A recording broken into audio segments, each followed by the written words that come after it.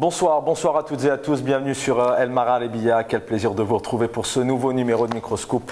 Bien évidemment, toutes nos excuses, la rédaction se joint à moi pour vous présenter nos excuses pour ce décalage horaire. Nasser Djoudi et Houssine Gasmi viennent de terminer Fevient. On est très heureux d'être parmi vous, soyez les bienvenus, merci pour votre fidélité. Le titre de l'émission qui va s'afficher à vos écrans, en bas de vos écrans, on va s'intéresser peut-être à la première puissance au monde. C'est la presse, les médias, le contre-pouvoir, celle qui permet de transmettre des messages, parfois fausses, parfois vrais. Faut-il encore faire un vrai travail de terrain, de vraies investigations, de vraies recherches, mais faut-il encore pouvoir faire son travail correctement? Nous allons parler de la presse en Algérie. Algérie 2 points, où se situe la presse aujourd'hui sous plusieurs axes. On va essayer de comprendre d'abord, est-ce qu'il fut un temps la presse a connu ses années d'or, puisqu'on sait que maintenant, depuis quelques temps, la presse en Algérie est critiquée par certaines ONG, certaines associations, certaines presses aussi, qui se disent libres et indépendantes. On essaiera aussi de comprendre comment se situe la presse aujourd'hui en 2022, à l'ère des réseaux sociaux, à l'ère d'Instagram, de Facebook, de Twitter. On sait très bien que chacun d'entre nous aujourd'hui, à partir du moment où il attrape une information et qu'il la transmet, il devient quelque part du jour au lendemain journaliste. On essaiera de comprendre comment se situent notamment les Facebookers, les internautes, les réseaux sociaux en Algérie, sachant qu'aujourd'hui on compte plus de 300 détenus, 350 détenus d'opinion, c'est-à-dire c'est ceux qui s'expriment, qui tentent d'analyser, parfois de donner une information, parfois un message via un message humoristique. Eh bien, souvent encore aujourd'hui, ils sont derrière les barreaux. On essaiera de comprendre. Et puis une question qui se pose. Pendant 11 mois, la discorde entre Abdelmadjid Tebboune et entre Emmanuel Macron. Et on a vu ici deux presses, aussi bien françaises, aussi bien algériennes, qui s'en sont données à cœur. Et on voit aujourd'hui, après la visite d'Emmanuel Macron en Algérie, eh bien, ces silences, bouche cousue, notamment en Algérie, puisqu'aucune presse s'est permis d'apporter une critique, parfois positive, mais surtout parfois négative, notamment envers le chef de l'État français, alors qu'on écoutera tout à l'heure des soundbites en France, les médias français, qui tout de même sont plutôt libres, indépendants, mais c'est la question aussi qu'on pourra se poser ce soir avec nos invités, ne s'en sont pas privés quant à critiquer Emmanuel Macron ou encore Abdelmadjid Tebboune, le président algérien, ou le pouvoir algérien. On en parle dans quelques instants. On reviendra aussi sur cette actualité que vous pouvez retrouver sur l'agence presse algérienne. Donc le président Abdelmadjid Tebboune ordonne la création d'un conseil supérieur de l'éthique. Nos invités vont essayer de nous dire de quoi il s'agit. Et puis l'avant-projet qui a été examiné concernant la loi relative à la presse écrite et à la presse électronique. On va essayer aussi d'en parler avec nos invités. Avant de vous les présenter et de vous donner la parole, je voudrais juste citer ici Redouane Boudjma, professeur à la faculté des sciences de l'information et de la communication d'Alger. Voilà, quand il parle de l'affaire, notamment, vous le savez, Liberté a été fermée après 30 ans d'existence. L'affaire de la fermeture de Liberté renseigne aussi bien sur la nature du système politique que sur la vulnérabilité de la presse et la précarité du métier de journaliste. Je continue à citer. Le système médiatique sous Bouteflika a été submergé de titres de presse que même leurs rédacteurs en chef ne lisent pas. Ce sont des supports pour organiser le détournement des milliards de dinars de la publicité étatique et des chaînes de télévision offshore comme relais de propagande qui versent jusqu'à aujourd'hui dans la diversion, la haine et discrimination et l'abrutissement de masse. Fin de citation. On en parle avec nos invités. Le plaisir de les avoir sur ce plateau. Azouaou Chemrouk, bonsoir, militant politique, plaisir de vous retrouver. Bonsoir Chaban, bonsoir à notre ami Skandal, bonsoir aux téléspectateurs de El Marhalebiya. Et vous l'avez présenté, vous avez bien fait, il est avec nous. Le plaisir aussi de retrouver les téléspectateurs, téléspectatrices le connaissent. Iskandar Debache, bonsoir, journaliste, homme de médias, observateur, analyste politique. Vous avez un sacré background, backup de la politique, la géopolitique algérienne. Bonsoir, cher Iskandar. Bonsoir, Chaban.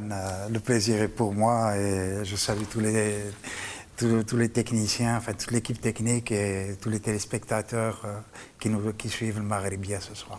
C'est bien, vous avez raison de les citer. En général, on les cite en fin d'émission. Je salue effectivement Dina, Jamila et Karim et Bachir en régie qui m'accompagnent pour réaliser cette émission. On va commencer par peut-être l'avenir Iskandar Debach, vous êtes jeune, mais on sent tout de même l'expérience. On va commencer peut-être par la jeunesse encore, mais l'expérience de vie, aussi bien en tant qu'Algérien, aussi bien en tant que militant, aussi homme de médias, puisque, cher Azwa ou Chemlouk, vous êtes, comme tout le monde, attiré, ou en tout cas vous utilisez les nouveaux médias d'aujourd'hui. Comment pouvez-vous qualifier, définir aujourd'hui la presse d'un point de vue général en Algérie? D'un point de vue général, c'est qu'on est dans un système totalitaire. C'est-à-dire que si vous n'allez pas dans le sens du pouvoir militaire ou du pouvoir qui se militarise de plus en plus, notamment depuis 2019, vous êtes, c'est-à-dire malmené. Aujourd'hui, on voit tellement de journalistes qui sont emprisonnés ou qui sont poursuivis en justice. On voit des journaux qui sont fermés. Vous avez cité Liberté, par exemple, et peut-être El Watan attend le même sort, malheureusement. Donc on est dans un système, globalement, de totalitarisation de la scène médiatique, et on voit la médiocrité s'empare des médias, d'une manière générale.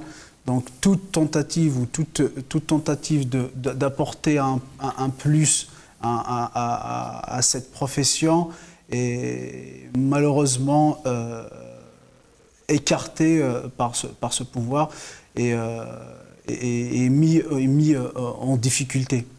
Donc pour répondre à votre question d'une manière générale, c'est que ce qui concerne le point de vue d'un jeune, c'est vrai qu'il y a toujours de l'espoir, mais la jeunesse aujourd'hui, malheureusement, c'est que comme ils sont connectés au monde avec les médias alternatifs, donc ils voient qu'il y a quand même un certain décalage entre ce que propose le pouvoir militaire et ce que proposent les médias alternatifs.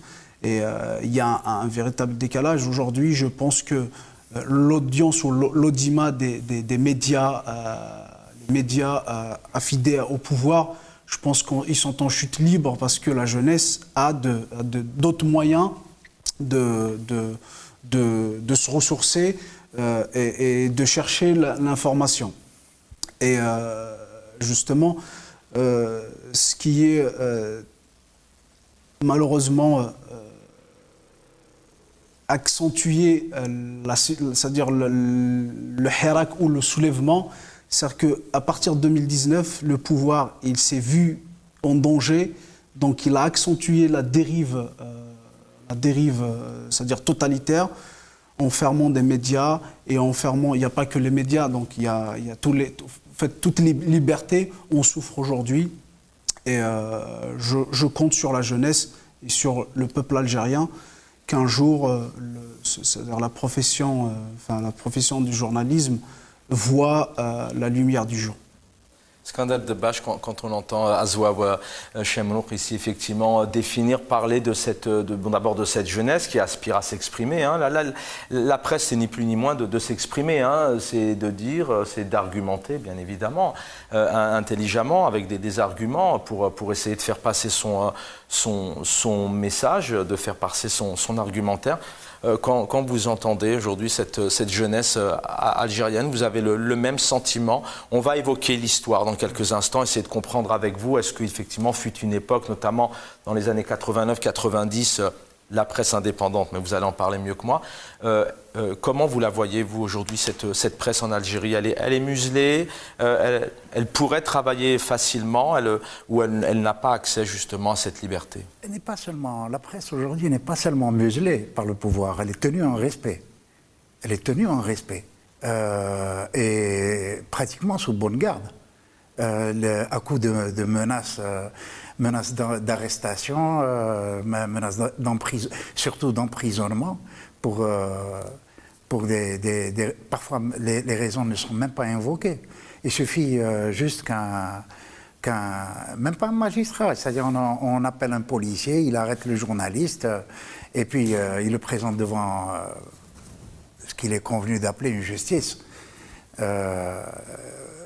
Et la plupart des journalistes vivent pratiquement sous une menace permanente. Ils n'osent pas, c'est-à-dire s'écarter de la ligne.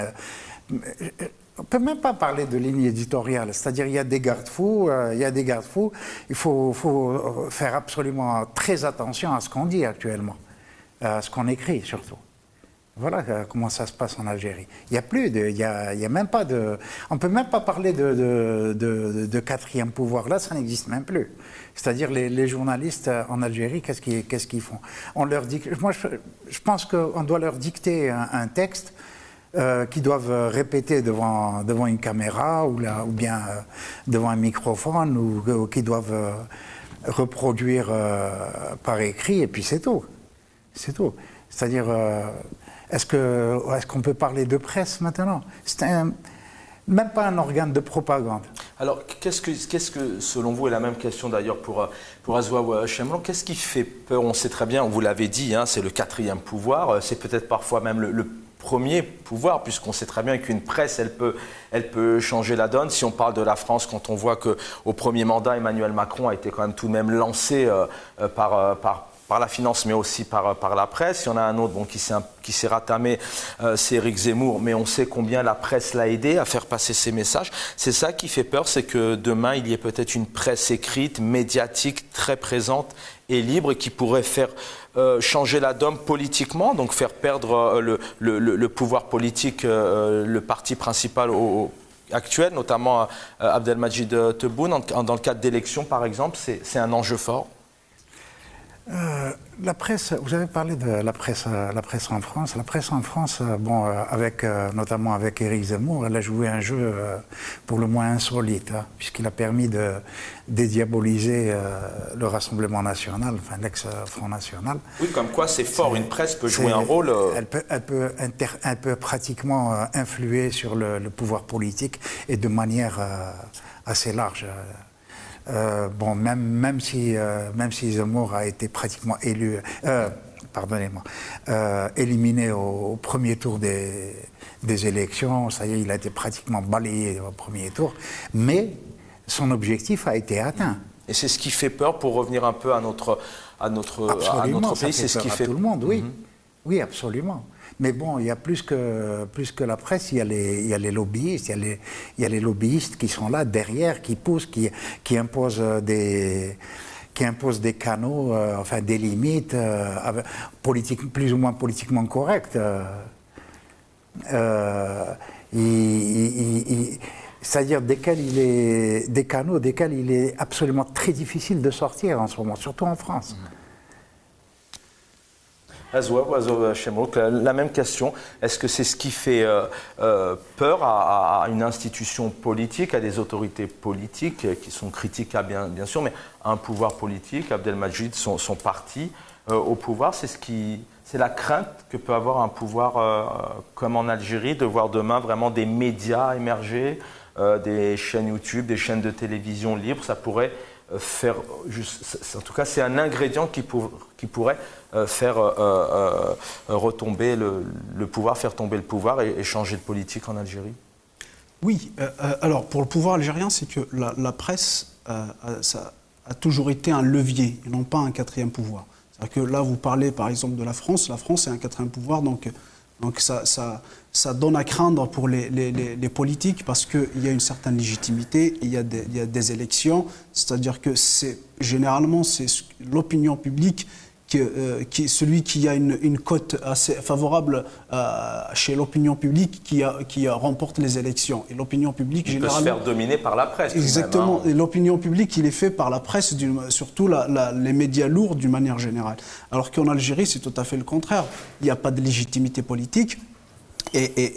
Donc la seule légitimité qu'il y a, c'est celle de la force et de la violence. Les médias, ils ne sont pas vus... C'est vrai qu'ils sont une menace, ça veut dire que dans le sens où on leur donne une liberté, mais il reste un levier entre les mains d'un pouvoir. C'était justement pour endoctriner la population, pour essayer d'embrigader la population dans une propagande pro-pouvoir. Il ne faut pas qu'ils s'en sortent, il ne faut pas qu'ils regardent, la population, il ne faut pas qu'ils voient autre chose que ce que montre le pouvoir. D'ailleurs, c'est ce qu'on a remarqué. Je suppose que vous l'avez tous remarqué. au lendemain du Hirak, c'est-à-dire que du 22 février 2019, on a vu un bouleversement dans les médias publics et les médias affidés au pouvoir. C'est-à-dire qu'avant, sous l'ère de Bouteflika, on voyait Bouteflika en première ligne des informations. À chaque information, que ce soit le matin ou à midi ou le soir, c'est toujours Bouteflika en premier dans tous les médias. Alors qu'en 2019, on a vu un bouleversement. Ce n'est plus le président, bon, il n'existait plus, mais c'est l'armée et le Gaïd Salah. Et puis après, aujourd'hui, on voit l'armée. Et puis, on a vu l'essor des médias, notamment le média de l'armée, la revue El Jaish, que je pense que la plupart des Algériens ne connaissaient pas avant 2019. Donc, et puis la revue El Jaish, il a pris une partie, c'est-à-dire il avait choisi son camp, c'est-à-dire qu'il avait pris une position politique par rapport à ce qui se passait à la situation politique algérienne. Donc, pour le pouvoir algérien, les médias ils sont un levier. Et pas question qu'il lui échappe. Et généralement, toutes les lois et tout l'arsenal juridique et légal qu'a le pouvoir entre ses mains vont dans le sens de museler et Mais je crois que le peuple, quelque part aussi, ces nouvelles générations, elles ont compris. La semaine dernière, on a longuement traité, on continue d'ailleurs aussi avec ces feux, cette actualité qui a ravagé notamment la wilaya d'Al Taref à la frontière tunisienne.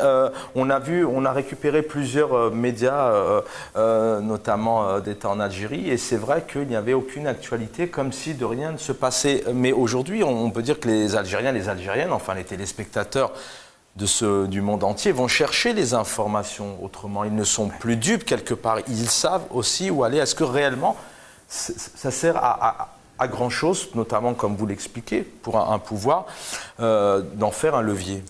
Ben justement, à l'occasion, justement pendant les incendies qui ont ravagé la forêt algérienne, juste après, moi j'ai pu capter quelques vidéos, dont une sur la wilaya de Tarf, et notamment sur la forêt de Tarf. Et là, ça m'a particulièrement touché, et profondément touché. Pourquoi? Parce que au début des années 90, c'était en 91 et en 92. 92, c'est l'année où je me suis exilé. En 91 et en 92, j'ai participé à un chantier de volontariat avec une association dont je suis membre fondateur, c'est l'association Twiza, qui est devenue très puissante actuellement, qui est omniprésente en Algérie, notamment en Kabylie justement. Et on avait un travail, le travail consistait à réparer des clôtures, des travaux courants qu'on devait absolument faire. Et je connaissais ce parc national, ce parc d'El Tarf. Notamment, il y avait une jeune femme qui était ingénieure océanographe et qui travaillait justement et qui veillait à ce que, pratiquement à la bonne tenue des forêts, au débroussaillage. C'est un tout petit bout de femme, mais qui était absolument dynamique. D'un dynamisme extraordinaire, qui développait un travail titanesque justement pour préserver ces forêts. Sauf que plusieurs années plus tard, cette dame a été remplacée parce qu'elle était trop sérieuse justement. Et voilà ce que ça donne actuellement. Parce que maintenant, le laisser-aller qui s'est accumulé, pas de débroussaillage, etc., eh bien, je vous assure, Chaban, je vous assure que j'ai vu une vidéo où j'ai pleuré. Où j'ai pleuré parce que je connaissais cette forêt. Notamment l'arboretum d'El Tarf, qui réunissait plusieurs espèces d'arbres. Oui, on en a parlé, allez-y. Oui, à des fins scientifiques. À des fins scientifiques, justement, pour des études scientifiques qui réunissaient plusieurs sortes d'arbres. Et là, maintenant, il n'en reste plus rien. Pratiquement depuis Shbayt al-Mukhtar, c'est-à-dire là où commence le domaine d'El Tarf, jusqu'à Moutaboul, il ne reste plus rien. Plus rien. Voilà comment ça se passe. On a vu des images émouvantes. Une réaction là-dessus, bien sûr, si vous voulez réagir bien sûr sur cet événement-là. Mais on peut aujourd'hui aller chercher les informations autrement. Est-ce que c'est une bonne stratégie, notamment puisqu'on parle de l'Algérie, que cette presse, elle continue quelque part à être de moins en moins libre? Est-ce que, puisqu'aujourd'hui on évolue, on va chercher les informations où on veut, à n'importe quelle heure sur nos smartphones, est-ce que c'est une bonne stratégie? Je ne crois pas, d'ailleurs. Ça sert à quelque chose surtout. Oui, ça sert à quelque chose, c'est-à-dire qu'à maintenir le pouvoir, parce qu'en fait, lui, sa seule stratégie, c'est de se maintenir et d'assurer un avenir meilleur pour sa progéniture. Mais est-ce que ça servirait à quelque chose? Je crois que c'est pour ça que moi je préfère répondre à cette question, c'est que c'est le pouvoir qui est dans la résistance et non pas le peuple. Parce qu'en fait, on dit que toujours c'est le peuple qui résiste, mais si on voit les choses d'une autre manière, on dit que c'est le pouvoir qui est dans la résistance parce qu'il utilise tous les moyens qui sont à sa disposition. D'ailleurs, il a tous les moyens, il a tous les outils et pour justement emprisonner des journalistes avec son arsenal juridique et puis intimider avec son arsenal judiciaire, policière et judiciaire. Donc, je pense que la stratégie de pouvoir, la seule stratégie, c'est de se maintenir. Mais est-ce que c'est une bonne stratégie pour le pays? Non. Une bonne stratégie pour le pouvoir, bien sûr que, parce qu'il est court-termiste, mais pour le pays, non. Parce qu'en fait, le pouvoir, il a choisi un chemin de non-écoute à la population. Il n'a pas compris le message envoyé par le peuple, parce que le peuple, quand il est sorti, il a dit sa seule devise, c'était la silmiya, c'était le pacifisme, parce que le peuple avait compris les choses, c'est-à-dire que la violence n'apportera rien, et puis c'est la nation, c'est le pays, c'est le futur de nos enfants qui en pâtira. Donc, mais le pouvoir, malheureusement, n'avait pas compris, n'avait pas vu les choses de cette manière. Elle a choisi le chemin de la dureté. Et je crains fort que ce soit payé trop cher par notre pays. Et je ne l'espère pas bien. C'est pour ça que nous, aujourd'hui, on milite à ce que les choses changent d'une manière pacifique et graduelle peut-être, mais au moins qu'on n'aille pas heurter un mur en béton. Alors on a une pensée bien évidemment aux journalistes, puisqu'il y a certains journalistes qui sont encore derrière les barreaux, certains donc en sont sortis, Khaled Drarni, il y a bien évidemment Mouloudji, Marzouki qui sont aussi dans des situations compliquées. Eskander Debache, on a le président Abdelmadjid Tebboune lors d'une interview qui dit, écoutez, en Algérie, il y a 7-8 000 journalistes, il y en a 4-5 qui sont en prison et qui ne sont pas en prison pour notamment dans le cadre de leur fonction, mais totalement pour autre chose. Que vous réagissez Attendez, on ne peut pas... Vous savez, tous les dictateurs réagissent de la même manière. Jamais il ne dira jamais, bien sûr, il va jamais dire que voilà, je l'ai mis en prison à cause de ses idées ou parce qu'il m'a contredit ou parce qu'il n'est pas d'accord avec notre système. Bon, ils essaieront toujours de se dédouaner de cette manière-là. Mais bon, maintenant, le pouvoir de l'information ne se joue pas au niveau de la presse officielle ou officieuse, il se joue au niveau des réseaux sociaux. Actuellement. Et là, l'information, elle est pratiquement en train d'exploser. Et je rejoins à ce que disait notre ami, que le pouvoir fait de la résistance. Il est en pleine résistance par rapport à l'information qui est développée dans les réseaux sociaux. Et on le sent pratiquement sur la défensive. Parce que moi, je vois régulièrement, par exemple, quand je vois sur des sites... sur des pages de l'APS, par exemple, sur les sites officiels, chaque affirmation, pratiquement chaque affirmation, est tournée pratiquement en dérision par les internautes. Elle est totalement tournée en dérision. D'abord, ce qu'on constate comme ça de prime abord, c'est une perte de crédibilité, mais alors qui est pratiquement totale sur le terrain de l'information.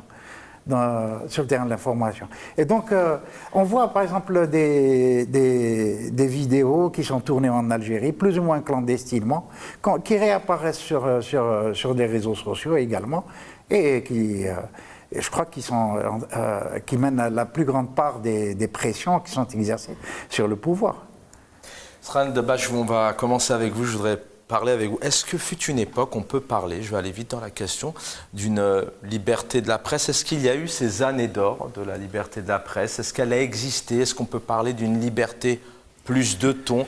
Est-ce que ces sujets un peu tabous, notamment des dossiers comme l'armée ou des choses comme ça un peu, est-ce qu'elles ont toujours été traitées librement ou est-ce que ça a toujours été le cas? Parce que lorsqu'on échange aussi avec les uns et les autres, on a tendance à dire que fut une époque, il y avait une liberté de la presse.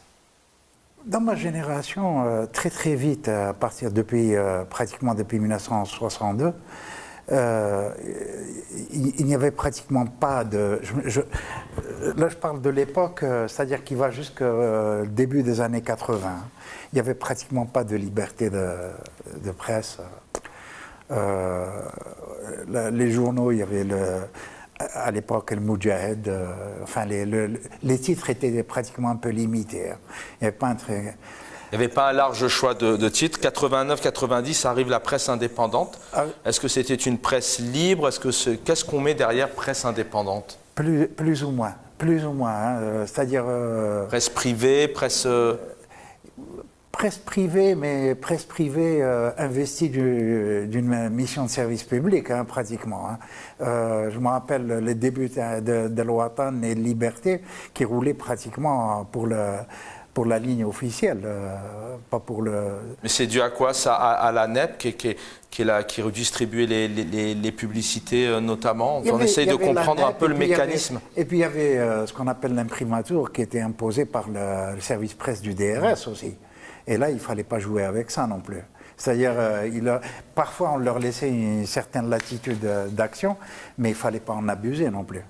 Je ne sais pas qui le dirigeait, c'était Colonel Smail ou quelque chose comme ça, qui dirigeait le service presse du DRS, et il n'y avait pas intérêt, c'est-à-dire à prendre trop de liberté avec ça, même pour la presse privée, et surtout pour la presse privée. Bon, les autres, ils connaissaient leur ligne éditoriale, ils connaissaient pratiquement leurs limites, ils étaient soumis d'ailleurs à... Mais la presse privée, non, il fallait... Et ensuite, bon, il y a eu la... Ce qu'on comprenne bien en termes de publicité, donc la publicité, c'est l'État qui redistribue derrière, c'est ça? Oui, parce qu'il y avait la NEP qui distribuait qui distribuait la pub, etc. Donc... là, ils pouvaient plus ou moins fermer le robinet, ils pouvaient jouer là-dessus en ouvrant ou en fermant le robinet. Une réaction là-dessus? Est-ce qu'à un moment donné, vous, en tant qu'Algérien, quand vous étiez au pays, est-ce que vous avez vécu, vous lisiez ces journaux en disant on est dans un pays à peu près normal où la presse s'exprime de tout, de rien, librement, avec parfois les mots en y allant fort, avec courtoisie et respect, hein. Le but, bien sûr, c'est de ne pas injurier. Mais est-ce que vous l'avez ressenti, ça, ou pour vous... on est toujours dans le même statu quo? Alors, pour répondre à votre question, Chaban, c'est que moi, connaissant pratiquement que l'ère de Bouteflika, je croyais à ça. Enfin, je croyais, c'est-à-dire en comparaison à nos voisins tunisiens et marocains. Donc, je voyais des caricatures de dilemme qui se moquaient de Bouteflika. Je me disais qu'on avait une certaine liberté en comparaison à nos voisins. Mais 2019... m'a laissé, c'est-à-dire me fortifier dans ma conviction qu'on n'avait pas d'acquis. Les années 90, on était dans une... Enfin, les années 90 et aujourd'hui, on était dans une forme de cohabitation entre le militarisme et la liberté d'expression, la liberté de la presse. C'est-à-dire que la presse ou l'expression était libre jusqu'à ce qu'on ne touche pas aux intérêts des plus influents au sein de l'État algérien ou au sein du pouvoir. Donc, en fait, il n'y avait pas une certaine liberté absolue, si on peut dire, c'est-à-dire que la presse avait le pouvoir d'un quatrième pouvoir, et le pouvoir de changer les choses, d'enquêter et d'y aller. Et justement, pour rebondir à ce que disait Eskander tout à l'heure, c'est-à-dire qu'il a parlé des services de renseignement qui ont la main mise sur la NEP, c'est-à-dire l'organe qui est chargé de distribuer les publicités pour les médias. Justement, les clans au pouvoir se battaient, le responsable des renseignements qui chapeaute, qui est en charge de la presse en Algérie. C'est-à-dire qu'il y avait les clans Bouteflika et les clans des généraux, de général Toufir, qui se battaient justement pour avoir, c'est-à-dire avoir le contrôle sur la structure au sein des renseignements qui est en charge de la presse, parce qu'en fait, d'abord, elle est génératrice de beaucoup d'argent, parce qu'il y a de l'argent, il y avait des journaux qui étaient fictifs. On avait créé des journaux juste pour profiter, bénéficier des rentes de la publicité, des subventions. Et puis, vous avez un levier médiatique au sein du pouvoir. C'est-à-dire qu'on peut changer les choses, on peut changer l'opinion publique, on peut changer même les lignes éditoriales par rapport à cette pression qu'on a. Et puis, parce qu'en fait, si on ne va pas dans le sens du pouvoir, donc on ferme le robinet pour ces journaux. Et ce qui s'est passé pour Le Matin, il a osé attaquer, Mohamed Ben Chikoul a osé attaquer Bouteflika, et puis c'est la fermeture, et ça lui a coûté 3 ans de prison. Donc en fait, on n'était pas on n'avait pas d'acquis en termes de liberté d'expression, mais on était dans une forme de cohabitation entre liberté ou pseudo-liberté et militarisme. Alors en parlant de liberté, on va regarder cette une, justement, vous allez voir ici, on est en 2003. Le 11 août 2003, voilà, je vais demander à mes collègues en régie de vous envoyer cette une qui va s'afficher à l'écran. Et vous allez voir que le titre, il est assez impressionnant. Alors voilà, ça va arriver, voilà, tous des voleurs, point d'interrogation, point d'exclamation, entre guillemets, expliquez-vous. Ça reprend donc les mots du papier, du dossier. Mais voilà, en 2003, donc la une qu'on pouvait retrouver avec les personnalités politiques que vous pouvez retrouver sur cette affiche. Et alors, messieurs, je voudrais qu'on revienne sur cette loi relative à la presse écrite et à la presse électronique. L'avant-projet de loi vise à répondre, selon donc l'APS, aux attentes des professionnels des médias et à prendre en compte les propositions et préconisations issues des consultations engagées auprès des corporations. Il a pour objectif également de simplifier les procédures administratives pour la création de publications périodiques ou de presse électronique. Ce projet de texte fera l'objet d'examen d'un prochain Conseil des ministres. Et un mot sur ce que le président propose, la création d'un Conseil supérieur de l'éthique. On en parlait tout à l'heure avec vous, messieurs. Donc Abdelmajid Tebboune qui met l'accent sur l'impératif de domicilier les chaînes de télévision à contenu algérien avant la fin de l'année en cours, et ce en coordination avec l'entreprise donc, de télédiffusion algérienne, afin de lutter contre le transfert illicite de devises de manière déguisée. Entre autres, tenir compte de la détention de la nationalité algérienne et de l'expérience professionnelle lors de la création des établissements des services audiovisuels. Qu'est-ce que vous comprenez derrière tout ça? C'est une manière de donner un peu plus de cadre, un peu plus de liberté. C'est considérer plus les médias, leur donner aussi plus d'aisance, plus la possibilité de travailler librement. Ou question, est-ce que c'est pour justement cadrer un peu plus les choses? Je laisse Skandar. Pour moi, bon, j'ai lu cet article. Ce que j'ai compris dans tout cela, c'est que, bon, c'est pratiquement ce qu'ils disent dans l'article, à part qu'ils disent qu'ils prévoient la création prochaine d'un comité supérieur d'éthique, etc. Mais ça veut dire quoi derrière ce mot éthique? Alors j'en ai lu, vous pouvez retrouver ça sur Internet, parce que le lire comme ça, de but en blanc, c'est un peu particulier, mais l'éthique, qu'est-ce qu'il y a derrière ça? J'y arrive. C'est-à-dire, bon, l'article ne disait pratiquement rien, c'était du vent. On parle pour la nationalité algérienne, etc., etc. Là, il parle du vent. Mais derrière le terme, la phrase où il parle de création d'un comité supérieur de l'éthique journalistique, etc., ça veut dire quoi? Ça veut dire qu'ils vont codifier la censure. Voilà ce dont on peut parler, voilà ce dont on ne peut plus parler. C'est tout. Ils vont codifier la censure, elle sera encadrée par des lois, et c'est justement ça qui fait peur, justement, plus que tout le reste. 2022, il y a besoin justement de créer un conseil d'éthique, alors que la presse, elle souffre de plus en plus, les réseaux sociaux, enfin on ne va pas y revenir. En quoi ça consiste selon vous? C'est protéger les journalistes, protéger la nation, c'est couper la liberté d'expression? Non, je ne pense pas que c'est pour protéger les journalistes, mais je pense que ça rentre dans une stratégie du pouvoir, c'est-à-dire de solidifier, de réaménager tout son arsenal juridique à ce qu'il puisse maîtriser, c'est-à-dire la scène médiatique. C'est-à-dire que je pense que le pouvoir s'est aperçu qu'il y a des lacunes dans son arsenal juridique et parfois il en abuse. On a vu les journalistes qui sont poursuivis parfois par des motifs qui sont quand même très arbitraires. Donc, et ça a mis le pouvoir devant des contradictions et devant des critiques même internationales.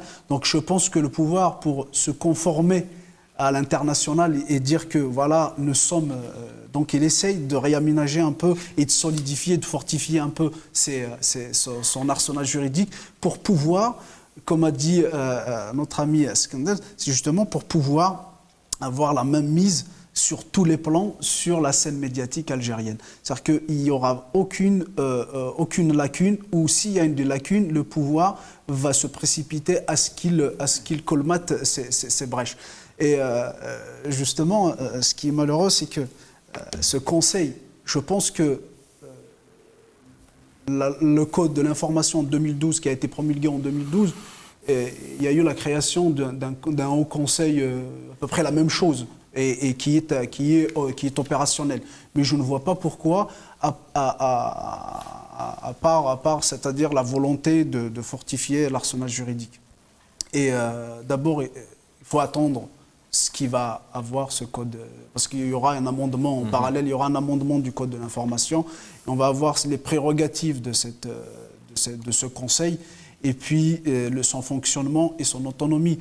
Et je suppose que il n'aura pas une certaine autonomie ou une certaine indépendance, il n'y aura pas, c'est-à-dire le statut, peut-être que d'une manière officielle, on lui donnera un statut juridique d'autorité indépendante, mais réellement, il n'y aura pas d'indépendance parce que là, on revient au péché originel, celui de la légitimité.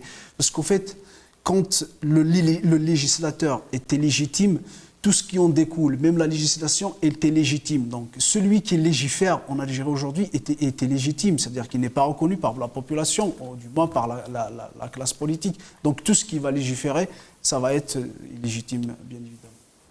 Je rappelle que c'est une commande qui a été faite. Hein. Le ministre de la Communication travaille dessus, mais pour l'instant, il n'y a pas eu de travail en lien notamment avec le syndicat national des journalistes, entre autres, ou d'autres syndicats ou d'autres mondes de la presse pour travailler sur notamment ce conseil supérieur de l'éthique, entre autres.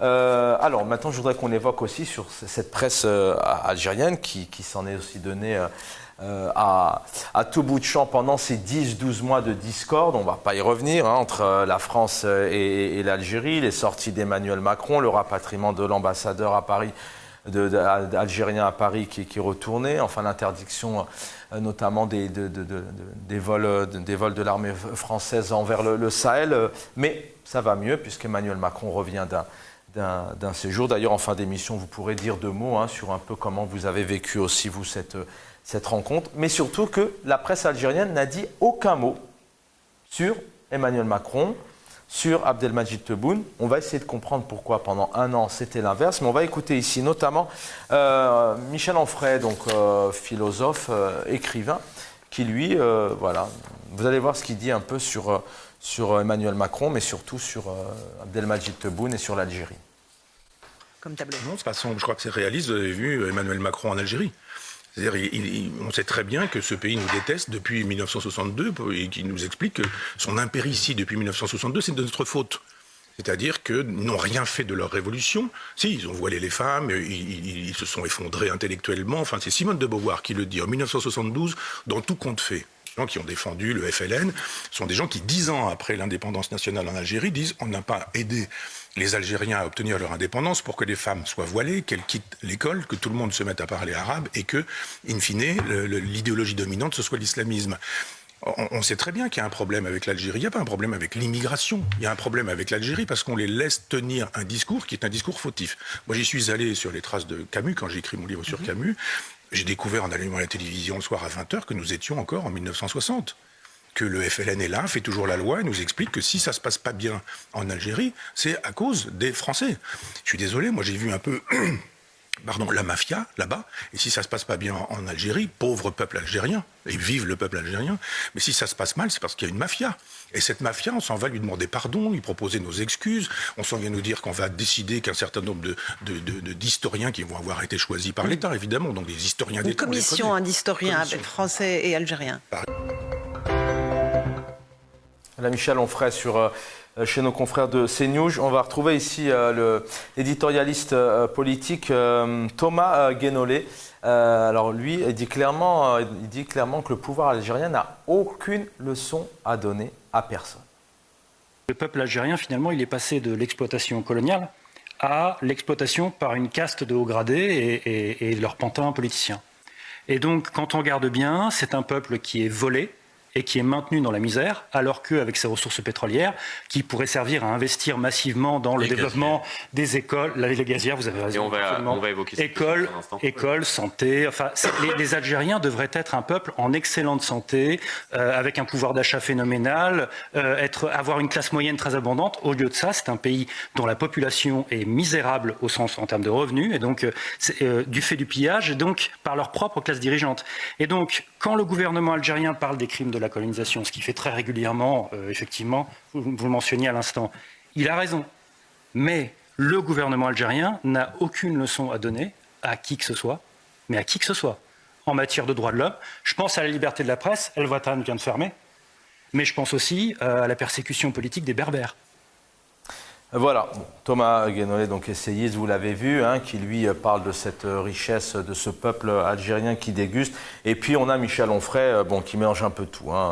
Le peuple a voilé ses femmes, effondrement intellectuel, mais qui parle aussi de mafia. Bon, vous pouvez réagir sur ce que vous avez entendu en termes de contenu, bien évidemment, mais surtout le fait que sur la presse algérienne, on a tout de même un silence total. Il n'y a eu aucune critique. Notamment envers ce pays étranger qui est la France, qui vient avec 90 personnes et tout un cérémonial. On aurait pu voir des historiens, des spécialistes, des scientifiques, des journalistes critiquer. Concernant Michel Onfray, là je peux réagir directement. Michel Onfray a soulevé un terme pratiquement générique qu'on ressort à chaque fois qu'on veut occulter les véritables sujets. Macron, on sait très bien pourquoi, il suffit d'analyser un peu la situation à l'international actuellement pour savoir pourquoi il s'est déplacé en Algérie. Il y a l'état-major général en Algérie a prévu des manœuvres militaires conjointement avec la Russie au mois de novembre. Et dans un contexte un peu d'hostilité avec nos voisins, etc. Donc Macron y est allé justement pour dissuader les dirigeants algériens, militaires ou civils, de tomber dans le giron de la Russie. Voilà la cause principale. Maintenant Michel Onfray est là pour édulcorer, c'est tout. En tout cas, en France, il a la parole, il s'est exprimé. Sur Tebboune, sur Macron, etc. Ce qui n'est pas le cas en Algérie. On aurait pu avoir des médias qui s'ouvrent. Est-ce que c'est pas lié à cette... Oui. Allez-y. Pour le deuxième intervenant, là, je lui donne entièrement raison dans ce qu'il dit. Parce qu'il faut rappeler que l'Algérie a été condamnée pratiquement 47 fois par la Commission des droits de l'homme des Nations Unies pour justement des actes de disparition forcée, d'assassinats ciblés et toutes sortes de violations des droits de l'homme.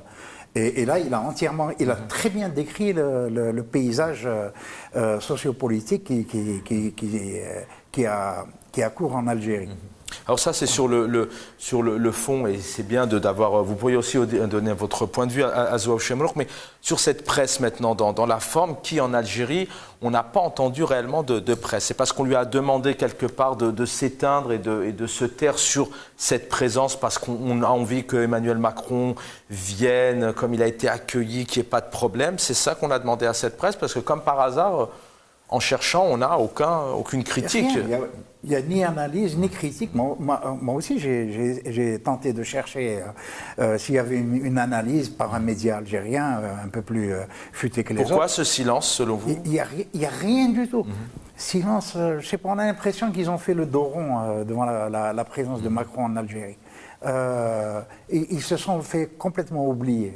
pratiquement. Ils n'ont relayé, en fait, parce qu'ils ne peuvent relayer que le discours officiel, c'est tout. C'est tout ce qu'ils peuvent faire. Il y a... Moi, je pense que ça révèle ce qu'est la presse, la presse inféodée au pouvoir.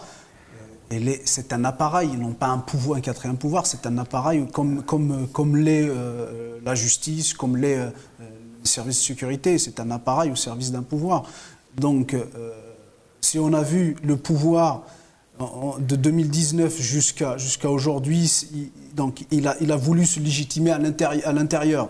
Donc il s'est appuyé sur la haine contre la France. C'est-à-dire que c'est toujours la faute de la France. Et moi, je donne entièrement raison aux deux intervenants, que ce soit Michel Onfray, que ce soit l'autre intervenant. Malheureusement, ils ont raison. Mais c'est ça ce qu'il faut comprendre. Il faut voir ce qu'ils ont avancé comme propos.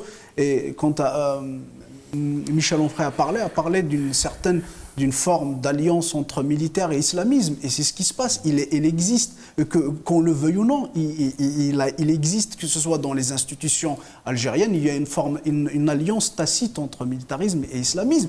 On le dit assez fort. Et l'autre aussi, il a raison.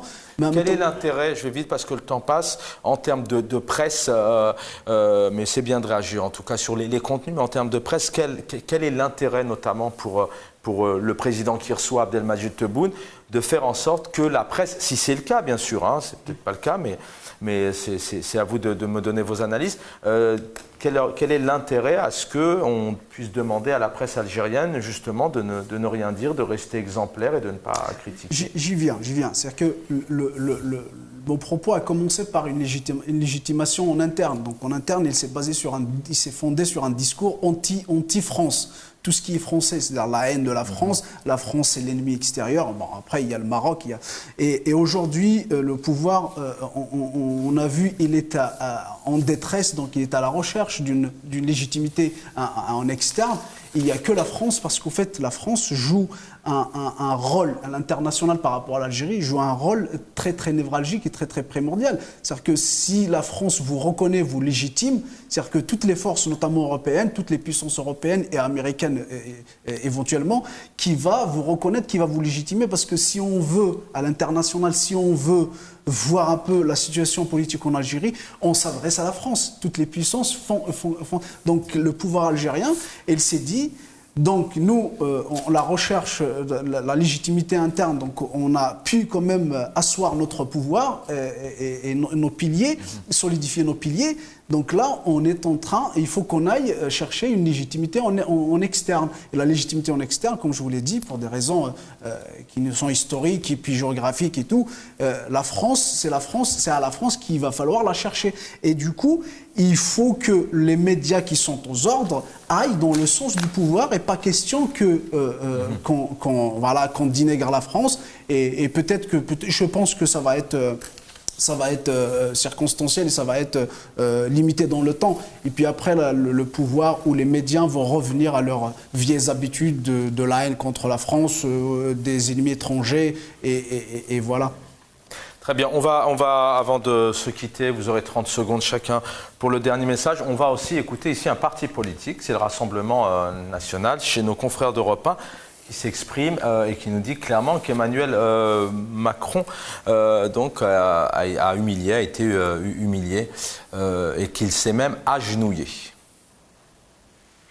Ce voyage en Algérie, au-delà même de l'inefficacité de celui-ci, puisque Emmanuel Macron nous a dit qu'il partait finalement chercher des partenariats, il revient avec des étudiants algériens, donc on voit bien que ça n'a pas servi à grand-chose.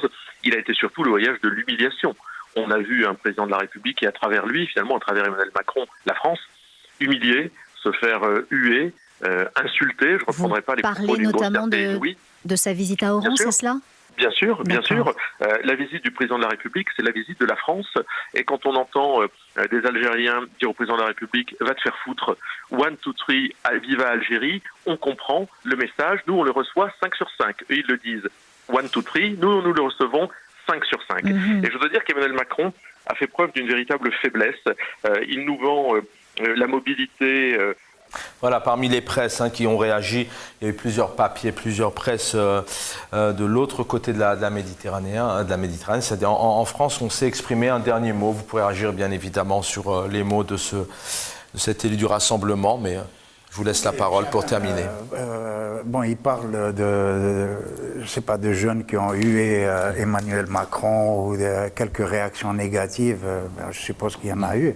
Quand on a entendu pendant toute la campagne électorale, pas seulement pendant toute la campagne électorale française, on a entendu un Éric Zemmour qui est présenté en prime time, c'est-à-dire en heure de grande écoute, et qui est là juste pour vilipender l'Algérie, dont qu'on me montre une seule émission à laquelle a participé Éric Zemmour, où il n'a pas parlé que de l'Algérie, pratiquement exclusivement. Ça a été son fonds de commerce. Ça a été son fonds de commerce pratiquement. Et il n'y avait pas que lui. Il y avait Éric Ciotti, il y avait Marine Le Pen, etc., etc. La liste, elle est longue. Estrosi, etc. Donc, et là, il s'étonne de la réaction des Algériens, de la jeunesse algérienne. Attendez. Alors, je vais devoir en antenne. En tout cas, ce qu'on peut souligner, c'est qu'Emmanuel Macron est sorti, il s'est offert un bain de foule. Le président algérien, pour l'instant, pas de bain de foule. Une réaction sur le contenu, mais surtout peut-être sur la forme. On a un parti politique aussi qui s'est exprimé sur cette rencontre. Oui, il faut aussi essayer de savoir un peu le contexte politique français. C'est un député ou c'est un militant du Front National. Bon, le Front National, il a pratiquement basé toute sa politique et toutes ses stratégies politiques sur la haine de l'étranger et parfois sur de l'apartheid, si je puis dire. Et donc le sujet Algérie ou le sujet Maghreb ou le sujet immigration, c'est du pain béni pour le Front National. Mais après, cette visite de Macron, tout dépend de quel point de vue on la voit, parce que l'extrême gauche, peut-être a critiqué Macron, mais d'une autre manière, mais quand même, ça reste une critique, et ça reste un pays de liberté, quand même, et tout le monde s'exprime, a dit son point de vue sur la visite de Macron, chose qu'on ne voit pas malheureusement en Algérie actuellement. Merci à tous les deux. Eskander Debache, merci, journaliste, analyste politique. Merci d'avoir été avec nous. Un plaisir de vous avoir retrouvé. Azwaou Chemour, merci. C'est moi qui vous remercie. Merci, militant politique, hirakiste. Merci à tous les deux. Algérie, où se situe la presse? On a essayé de comprendre ce soir un peu comment était la presse il y a quelques années, comment elle se situe aujourd'hui dans cette ère de 2022 avec ces nouveaux moyens d'information et de communication. Merci à mes collègues Karim, Bachir, Dina et Jamila en régie. Voilà, l'horaire a été décalé, mais le programme continue dans quelques instants donc sur El Maralbia. Bonne soirée à tous. Ce voyage en Algérie